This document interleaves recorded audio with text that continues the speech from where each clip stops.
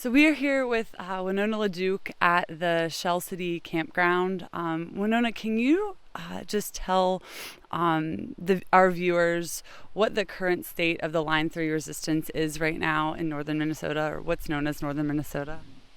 Yeah, Ani, Nindway Magadajoka. So we are here on the Shell River, and Enbridge has succeeded in gaming the system pretty well.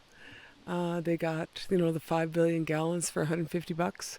They got the DNR to help them move the water. They got the city of Park Rapids and a bunch of other small towns to give them water in the north.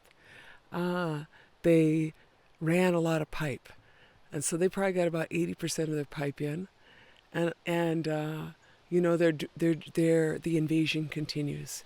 I think as of yesterday, about 800 people have been arrested. They had, I think, 30 people got arrested in Gowan yesterday.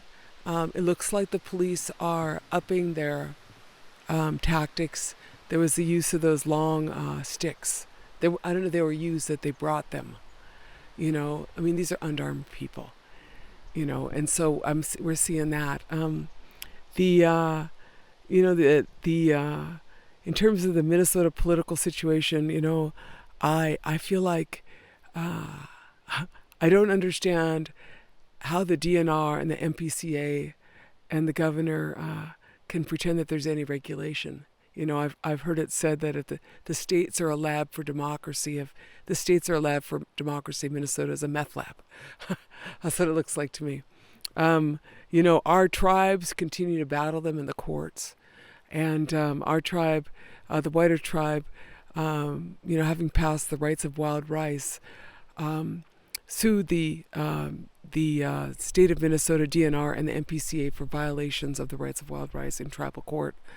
The state came in and said that the tribe didn't have jurisdiction over them, and the tribal judge decided that the tribe did. And the state asked that this case now be moved to federal court. We'd rather be in federal court than state court, because the state court has obviously been largely controlled by Enbridge.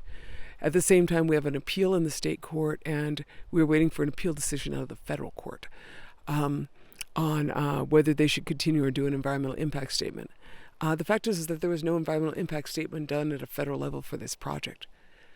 Even in the DAPL case, there was a federal environmental impact statement done, but it was flawed. This one, there's none. And so we've asked the Biden administration to do an EIS on this environmental impact statement. And, within that, there's things like there was no review of the 5 billion gallons of water that were taken during the deepest drought we've known since 1988. Now, in 1988, the Army Corps of Engineers was asked by the state of Minnesota, by the city of Minneapolis, to open the dams on the Indian reservations in the north so that they could have water in Minneapolis. And the Army Corps of Engineers intervened and said, no, we're not going to do that. The Army Corps of Engineers has jurisdiction to stop the movement of water and the water crossings and to order a full environmental impact statement. That's what we want. We want an environmental impact statement because this project wouldn't pass one. So we're going to continue to push on the Biden administration, the Army Corps of Engineers, and also the EPA. One of the questions we have is, how do you discharge water from, maybe it's the Red River? If they're going to flush the line with water, where's the water come from and where's it go and who's watching the water? Who's watching all this discharge up here? Those are national pollution discharge permits.